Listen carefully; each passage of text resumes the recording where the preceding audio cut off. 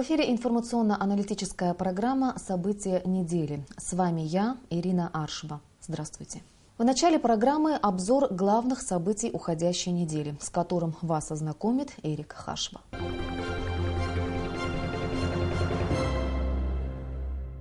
1 декабря в Кремле прошла встреча президента Абхазии Рауля Хаджима и президента России Владимира Путина. Обсуждались вопросы двустороннего сотрудничества. В частности, в ходе встречи Владимир Путин заявил, что рассчитывает на стабилизацию внутриполитических процессов в Абхазии.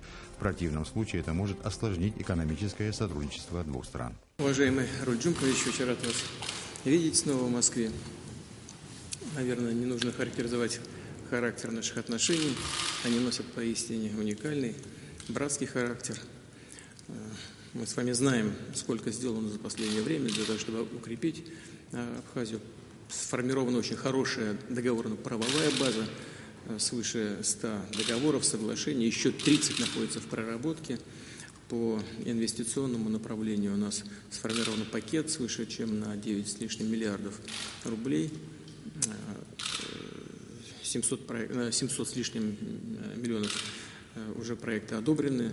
Здесь мы должны еще с обеих сторон как следует поработать, с тем, чтобы все эти вопросы были тщательным образом не только проработаны, но и были реалистичными, чтобы все эти средства пошли на реальные дела, на улучшение качества дорог, на улучшение ситуации в школах, больницах, строительство новых детских садов. Мы очень рассчитываем, что так и будет. Вот только что посмотрел информацию по этому курортному сезону. Рекордным было количество наших российских туристов, отдыхающих в Абхазии. Мы будем и таким образом развивать наши отношения дальше. Мы видим, конечно, что в Абхазии происходят такие непростые внутриполитические события, но должен сразу сказать, что это, разумеется, нормальное явление для любого общества, для любой страны, но очень рассчитываем на то, что ситуация будет находиться под контролем, не будет выходить за рамки правового поля, потому что в противном случае достаточно сложно осуществлять и на наши планы экономического взаимодействия. Естественно, да, когда происходит какая-то внутренняя серьезная раскачка, то там уже не до дорог, не до больницы, не до школ. Хотя хочу отметить, что в этом году у нас вырос и товарооборот. В абсолютных величинах, может быть, это не так много, но, тем не менее, эта тенденция хорошая. Ну и у нас есть соглашение, есть и базовый договор о дружбе, о взаимопомощи и так далее, но есть отдельное соглашение, связанное с военной составляющей. Я знаю, что Абхазия это ратифицировала. Мы только что тоже закончили наши внутригосударственные процедуры. Вот весь этот комплекс вопросов мы с вами сегодня обсудим. Я очень рад вас видеть. Спасибо. Владимир Владимирович, я рад тому приглашению, которое мне позволило находиться в Москве. Действительно, за этот год это вторая встреча, что свидетельствует о характере наших отношений. Несомненно, идет развитие правовой договорной базы. И уверен в том, что этот договор, который мы с вами подписывали о союзничестве и стратегическом партнерстве, будет реализовывать те планы, которые мы закладывали. Действительно идет процесс развития тех вопросов, которые мы ставили в части, касающейся оборонной тематики, вопросов пограничного сотрудничества, экономики. Действительно, как вы заметили, у нас буквально на 5% торговый оборот вырос, несмотря на то, что объемы, может быть, не самые большие, но идет рост торгового оборота. Есть и вопросы, которые связаны и с деятельностью самой Абхазии в свете той помощи, которая оказывается России. Выросли возможности банковской сферы. Мы сегодня практически бюджет 2016 года выполняем по доходной части где-то порядка на 36% больше, чем в прошлом году. И в сравнении с 2014 годом это где-то на 66%. Ну и вопросы, связанные с той темой, которая для нас очень важна, это тема развития нашей экономики, создания условий, которые позволили бы решать в контексте развития экономики и социальные аспекты. Ну, я надеюсь на то, что мы с вами сумеем сегодня еще и переговорить по этой тематике. Ну и разрешите мне от нашего народа, абхазского народа, передать вам самые добрые пожелания и выразить еще раз благодарность за ту помощь, которая оказывается Абхазии в самые нелегкие времена. Спасибо.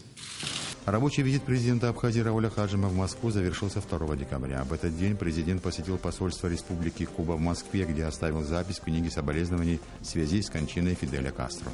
На очередном заседании сессии Народного собрания судьи Конституционного суда Абхазии приняли присягу. Депутаты также обсудили законопроект об энергетике и утвердили отчет контрольной палаты.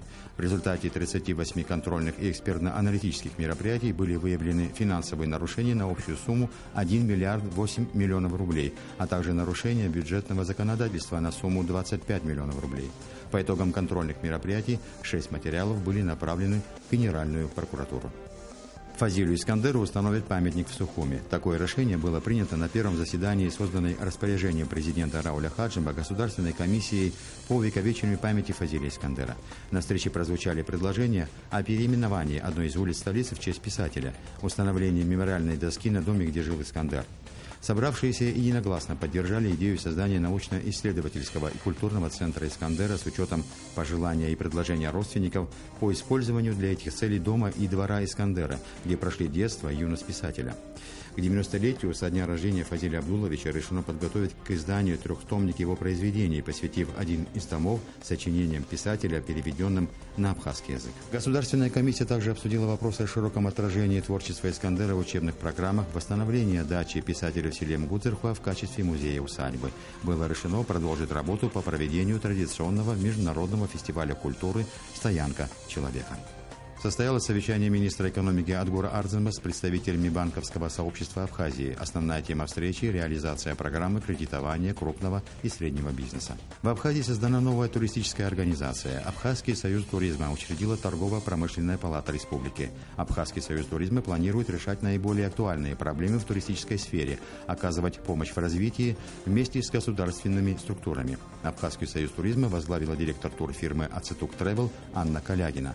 В структуре Союза есть правление, в состав которого вошли 5 человек. Его председателем стал автор проекта «Горная Абхазия» Тенгиз Тарба. Вице-президент Республики Абхазия Виталий Габня принял серебряного призера первенства Европы по сумо нашего соотечественника Александра Кривошеева. Есть вероятность того, что Александр Кривошеев будет допущен к участию в первенстве мира, которое пройдет в следующем году в Молдавии. Тренер спортсмена выразил уверенность в том, что ему разрешат выступить под абхазским флагом. Вице-президент пожелал Александру Кривошееву дальнейших успехов и пообещал оказывать ему всевозможную поддержку.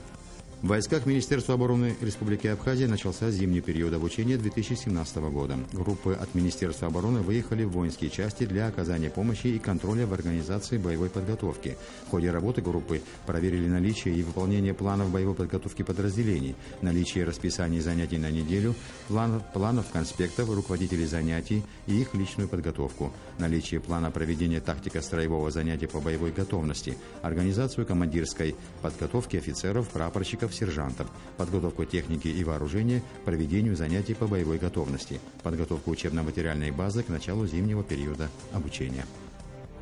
В рамках 5-го Санкт-Петербургского международного культурного форума, проходившего в эти дни в российской северной столице, министр культуры и охраны историко-культурного наследия Республики Абхазия Эльвира Арсалия и министр культуры России Владимир Мединский подписали план сотрудничества между Министерством культуры и охраны историко-культурного наследия двух стран на 2017 год, программу сотрудничества между министерствами на 2017-2019 годы. В соответствии с планом стороны будут оказывать всестороннее организационное содействие в реализации обменных музыкальных, театральных и выставочных проектов. 1 декабря во всем мире отмечают День борьбы со СПИДом. В четверг в 10 часов утра у здания столичной администрации Республиканским центром по профилактике инфекционных заболеваний и борьбы со СПИДом, который осуществляет свою деятельность с 2001 года, была организована акция, где каждый желающий мог обследоваться на наличие у него в крови антител на все виды гепатитов и ВИЧ методом экспресс-диагностики и абсолютно бесплатно. На сегодня, согласно статистике, в Абхазии число инфицированных достигает около 1000 человек, официально зарегистрированных и стоящих на учете. свете. И это лишь те, кто самостоятельно пришел в центр для выявления вирусных заболеваний, в частности, СПИДа.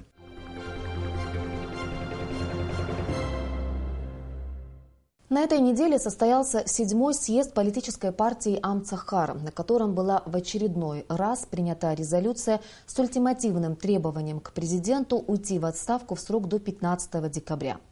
На это уже отреагировали представители общественно-политических партий и организаций. Ветераны Абаш осуждают действия оппозиции. Политическая партия АПСН также сделала заявление.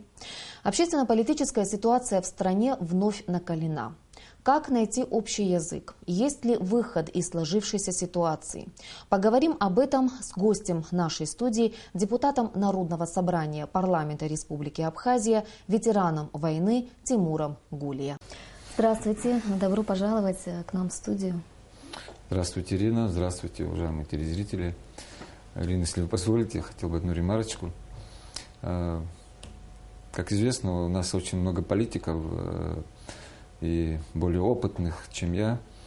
Но вы меня пригласили, я не мог отказать. Я здесь и сейчас готов на все ваши вопросы ответить настолько, насколько я смогу, откровенно. 12 лет, на мой взгляд, ваше общество находится в состоянии раскола. Началось все в 2004-м с противостояния тогдашних сторонников кандидатов в президенты Рауля Хаджимба и Сергея Багапши. Мы все прекрасно помним эти события и помним, как нам удалось избежать катастрофы. Как вы считаете, не являются ли сегодняшнее обострение политической обстановки в стране отголоском событий прошлых лет? Тогда, до начала предвыборной кампании в 2004 году, оппозиция в лице Амцахара выступали, делали резолюцию соответствующую и требовали отставки действующего президента Владислава Григорьевича Ардзинба. Да и сейчас, до окончания срока полномочий президента, народно избранному, требует отставки и проведения досрочных президентских выборов. Я хочу сказать, что на сегодняшний день и тогда, когда они требовали отставку Владислава Ардзинба, да и сейчас, я не вижу никакой причины, потому как Владислав Григорьевич Ардзинба в тот период, да и никогда не нарушал законы и Конституцию Республики Абхазия. И сейчас президент нашей страны не нарушает законов Республики Абхазия и Конституцию. Разумеется, я не вижу причины требовать отставки действующего президента. Я хотел бы предложить оппозиции быть немного сдержанным, учесть все обстоятельства событий прошлых лет. Мы прошли кровопролитную войну. Мы должны помнить это всегда. Какой ценой и сколько столетий мы ждали победы, независимости, признания. Мы сегодня имеем самое главное. И мы не можем сконсолидировать общество таким образом, чтобы сохранить наше государство. К чему мы стремились столетиями. На алтарь победы положили столько жизней. На сегодняшний день у нас две противостоящих партии. Это Аруа и Амцахар. И удивляет, что и там основной костяк – это ветераны, которые 23 года назад плечом к плечу отстояли нашу страну и завоевали победу.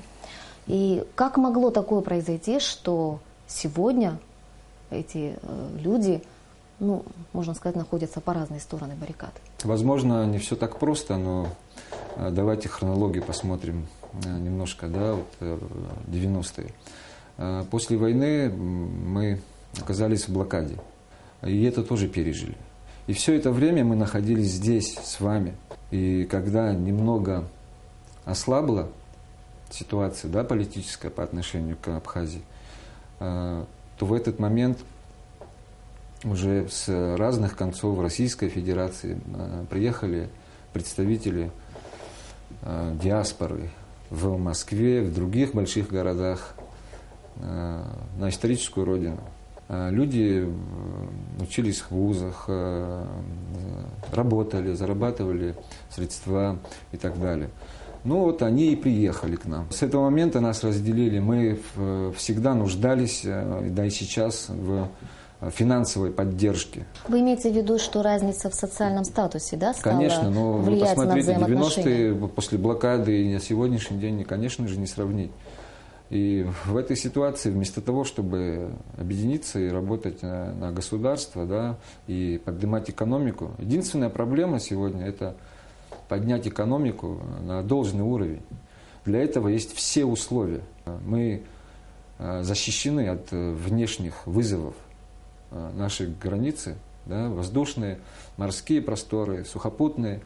То есть мы не живем в страхе, что завтра будет война? Да, потому Самое главное. что Российская Федерация по условиям договора с Республикой Абхазия охраняют нас надежно, поэтому мы не думаем о внешней угрозе. Вы посмотрите, что происходит вокруг нас. В Грузии, в вражеской Грузии, проводят в год несколько тактических военных учений с участием натовских специалистов, применяя новейшие технологии, военные последние модификации оружия. Там есть и стрелковые, конечно, и тяжелые, и ракетные установки, корабельные установки. Вот. И все это американского производства, израильского. И поэтому на сегодняшний день мы имеем уникальную возможность строить свою экономику. На последней встрече, состоявшейся недавно, между президентом Раулем Хаджиба и Владимиром Путиным, Владимир Путин подчеркнул, что Россия надеется на решение всех проблем в Абхазии в правовом русле. В противном случае это может осложнить экономическое сотрудничество двух стран. Накал общественно-политической ситуации в стране чреват для нас совершенно непредсказуемыми последствиями. Не может быть, чтобы этого не понимали и представители оппозиции. Тогда почему вот эта лодка, в которой мы все находимся, все время раскачивается? Ставится под угрозу взаимоотношения, экономические взаимоотношения с главным стратегическим партнером. Речь идет о 9 миллиардов инвестиционных средств.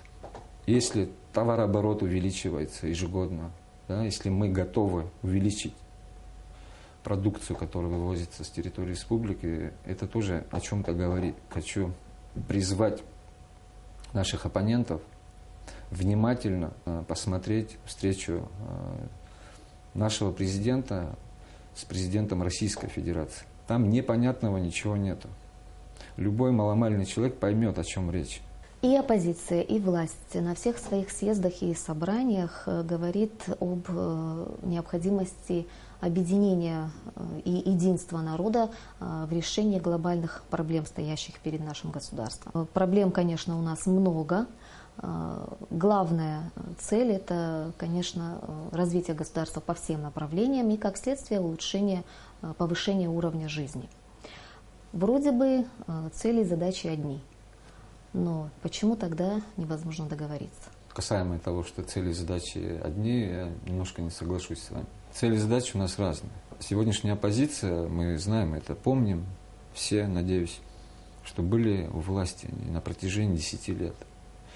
Все они работали на различных должностях руководящих. Тогда что им мешало?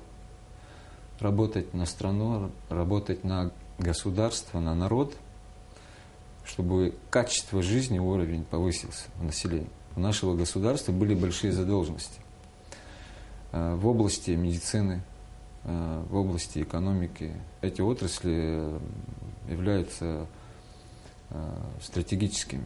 Я очень хочу, чтобы представители исполнительной власти об этом заявили. В цифрах огромное количество задолженностей нашего государства было выплачено за свои средства. Когда наши оппоненты говорят о том, что наш президент снизил статус нашего государства, убивает экономику и так далее. Так посмотрим, давайте цифры. Если в миллиард ежегодно растет наш бюджет, если у нас отношения с главным стратегическим партнером России находятся на должном уровне, в области экономики два президента сошлись в одном мнении, что рост экономики налицо. Да, имеет место быть. И оттуда вот эти цифры, 9 миллиардов на инвестиционную программу, это огромные средства. Главное, чтобы мы сумели его правильно, рационально использовать. У них была такая возможность. Сегодня, которые говорят нам, что это они знают, как управлять страной, это они знают, как объединить народ. Но таким путем мы наш народ не сможем объединить. Еще раз призываю прийти к общему мнению для нашего государства и для наших детей, для будущего поколения. Мы не должны оставить такую проблему завтрашнему поколению. Амцахара, как ветеранская организация, Аруа, Абаш, кстати, ветеранская организация, должны остаться в нашей истории как политические движения, как общественные ветеранские организации. И подрастающее поколение, которое придет обязательно в руководство страны, вот в тот период времени, я думаю, что наступит такой момент, когда вот как раз-таки мы останемся в истории и дадим возможность молодым, креативным, современным, образованным, Вы думаете, молодым что людям у наших детей больше шансов сосуществовать дружно? Все зависит от того, как мы сегодня решим этот вопрос. Мы должны оставить нашим потомкам, нашему поколению ровную политику внутри маленькой нашей страны. Они такую нас не поймут, и мы будем неправы. Не только стремиться к этому надо, думать об этом, а какие-то предпринимать действия и шаги друг к другу ради завтрашнего дня. Как вы прогнозируете срок до 15 декабря? Дан нашему президенту. Как будет развиваться ситуация? Рауль Джумкович, когда он был нужен народу, он был здесь со своим народом во время войны, Отечественной войны народа Абхазии. Его маленькие дети сидели в подвале в городе Ткварчал под бомбежкой. И он все тяготы и своего народа прошел достойно. Я больше чем уверен, что он спешно не покинет свой кабинет. Он останется со своим народом всегда, как он это делал. Я не сомневаюсь в этом. Точно так же не сомневался в победе нашего народа над агрессором. На последнем съезде Аруа в ответ на заявление Амцахара вы выступили с довольно резким заявлением. Цитирую ваши слова. «Хочу обратиться к законно избранному президенту, разрешить возникшую ситуацию, возможно, более жесткими законными способами». Если вдруг в отношении лиц, на ваш взгляд, провоцирующих общество и позволяющих себе некорректные высказывания в адрес главы государства, будут приняты, как вы выразились, более жесткие законные меры, не приведет ли это к еще большему накалу страстей? Так это и не останавливает накал страстей. То, что никого не привлекают к уголовной ответственности, не останавливает накал событий. Но мы все знаем, что был штурм главного ведомства страны, которое обеспечивает правопорядок. В какой стране это вообще возможно? То есть люди остались абсолютно без внимания государства, так скажем. Ни один человек не привлечен, я не слышал про это. Наоборот, слышу другое, что даже сотрудники милиции некоторые, которые обороняли свое ведомство, не пишут заявления, не указывают в рапортах. И мне очень интересно, как они до сих пор там работают. То есть я предлагаю на законном основании подходить ко всем вопросам. Все по закону. У нас есть законы. Если мы будем игнорировать закон и Конституцию, таким путем прийти к власти, ничего хорошего, еще раз повторяю, не будет. В своем выступлении, где характеризуется как резким заявлением, я также сказал, что от простого гражданина до президента должны выполнять свои обязанности и функции. Если мы человека за его действия, правонарушения не будем привлекать к уголовной ответственности, это будет не только будет продолжаться, она будет наращиваться.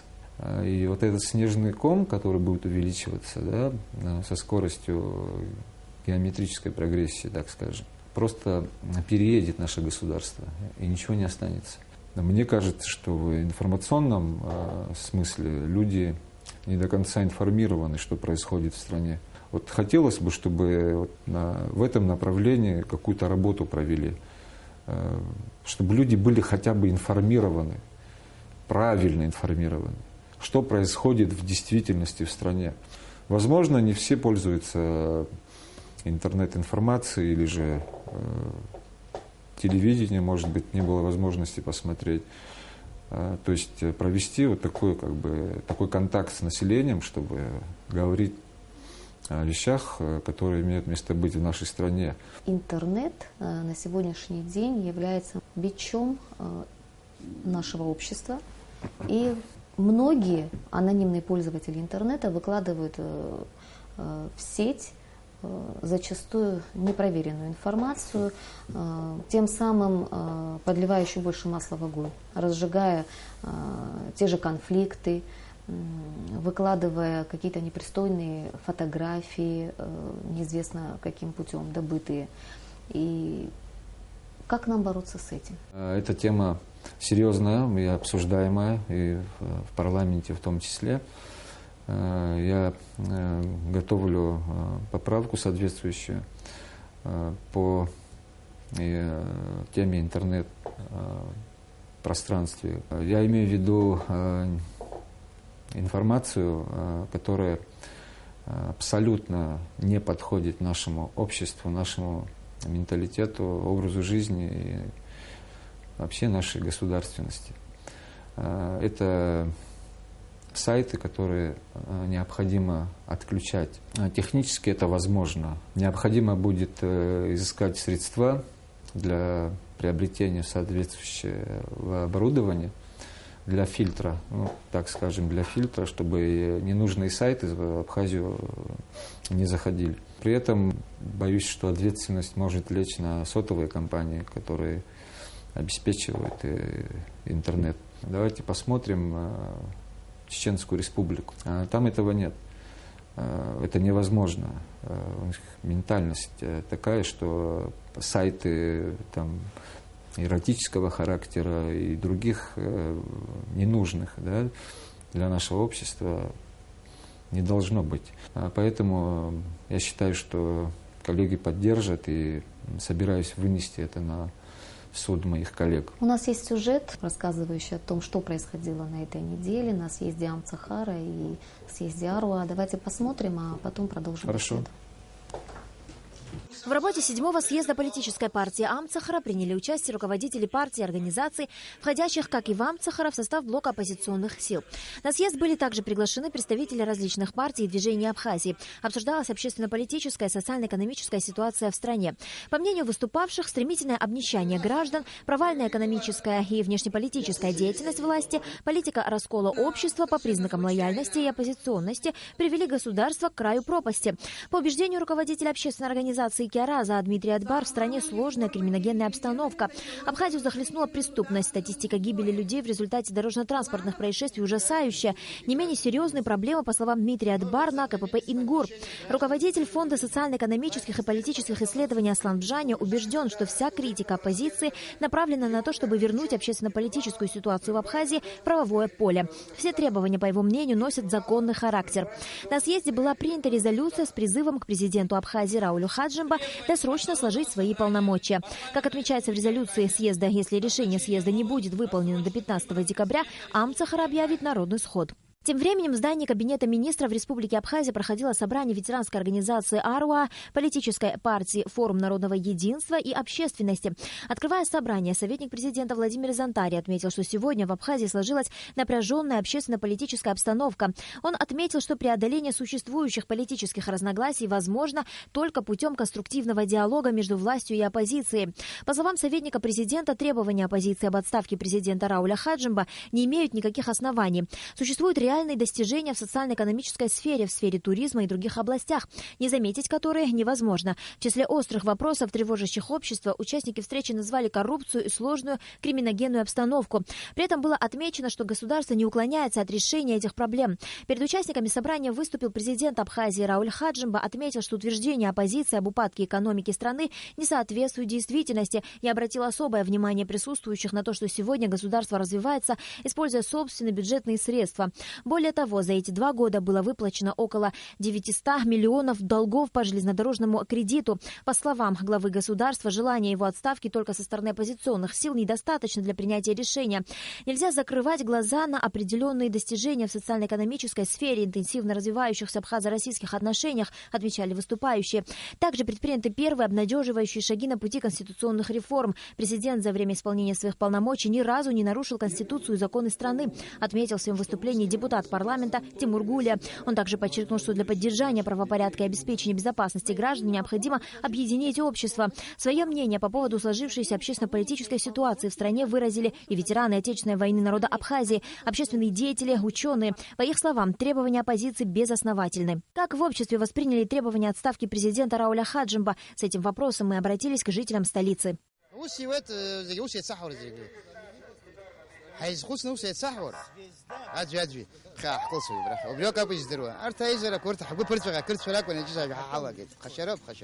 Он старается, чтобы людям было хорошо. Ахар взял газу. Зегирила делканы дазги димазам, зегирила делканы геуиз гуя хуизы газазу. Аха, делар кабрас гуяна гуседра саскуана гарбусовшо. Люди, честно говоря, устали без конца. Один не нравится, второй не нравится. Я не знаю, кто им вообще нравится.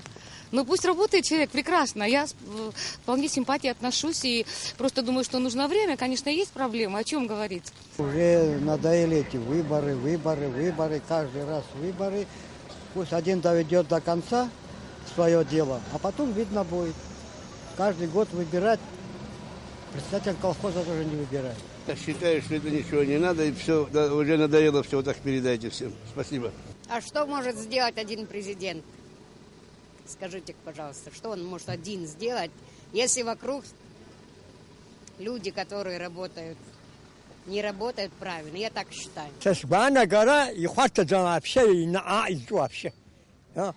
Любой, кто бы не был президент, 5 лет у Европы, все. 5 лет до налога, 5 лет до нареста. А у Сурдаху? Аджи нас, аджи дехны бхазны, шакот бхазны, и хватается. Аджи я дхаз лаги, джермусру злагазура, убил мушалара. И осеча, сегодня капсе, осеча, дахо, оси влад, есть друга, сахаков шо, и осте экзадр, я кнагот беспиана. Альдор прохаков, тенча ост нервам, тенча, насе, сигдроп, насир прохаками, сход свой нервничает, арцот. Вот такое вот мнение у наших граждан. Как мы видим, люди устали от постоянного противостояния, от нестабильности, хотят спокойствия и уверенности в завтрашнем дне. Какой вы видите выход из сложившейся ситуации? Надо смотреть внимательно, к чему это приведет. Если люди готовы пойти на такой риск, то мы потеряем свою страну как государство. Это очень опасно. Нельзя допускать этого. Скоро парламентские выборы, где на законных основаниях могут побороться все желающие. Затем, через 2 года уже, президентские выборы. Пожалуйста. Там и решит народ. Наш народ многострадальный. Хватит уже будоражить общество. хватит разделять. Я ко всем обращаюсь, не только к оппозиции. Давайте подумаем о государстве. И если мы не найдем достаточно силы и возможностей в себе, чтобы понять это, то мы теряем государство таким образом. 2 года, 3 года осталось. Это недолгий срок, где любой желающий может поставить свою кандидатуру на президентских выборах. И завоевать доверие народа. И завоевать доверие и уважение, главное, народа. Несмотря ни на что, будем надеяться, что здравый смысл будет преобладать в сложившейся ситуации, и власть, и оппозиция смогут найти общий язык и решать все вопросы путем диалога. Спасибо вам за беседу. Спасибо, что пришли сегодня к нам в студию. И вам большое спасибо. С нами беседовал депутат Народного собрания парламента Республики Абхазия, ветеран войны Тимур Гулия.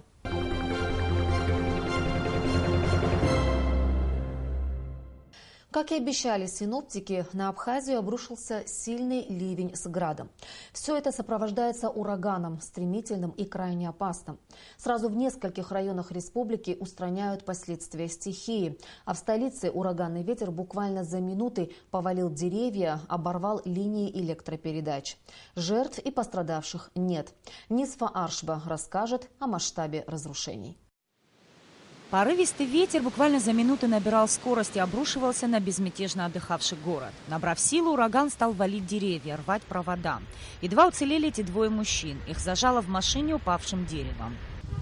Ничего не остановились, дерево уже на машине.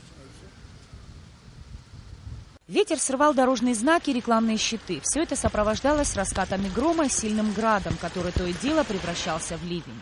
Пробка на одной из республиканских трасс, связанной с другим происшествием. Вырванные с корнями деревья повалили столб, оборвались линии электропередач и троллейбусная линия.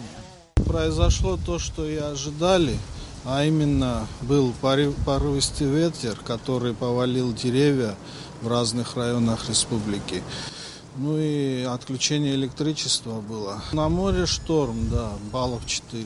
С ночи часть столицы и несколько районов республики оставались без света. Причиной тому стала авария на высоковольтной 110 ГУМИСТа. С раннего утра на месте аварии работали все службы Черноморэнерго. Ночью наши бригады выехали, обнаружили место повреждения. Ночью ничего невозможно было делать. С утра приступили к ликвидации аварии. В таких условиях порывистый ветер, гроза началась. Все, но несмотря на это, даже запрещено по всем правилам техники безопасности. Все равно устранили это повреждение, и в 12:30 мы уже подали напряжение и запитали подстанцию Сухум-2, Новый Афон и Гудаута-Тяга. И 2 подстанции еще, Мзара и Дурипш. Если было бы в летний период, мы могли бы эти подстанции запитать со стороны Бзиби. Так как сейчас зима, нагрузки очень высокие, автотрансформаторы перегружены на Бзиби, поэтому мы не могли запитать эти подстанции. Ущерб от стихии еще предстоит подсчитать. Штормовое же предупреждение будет действовать до вечера воскресенья. Нисфа Аршба, Тимур Гугохия, Абхазское телевидение.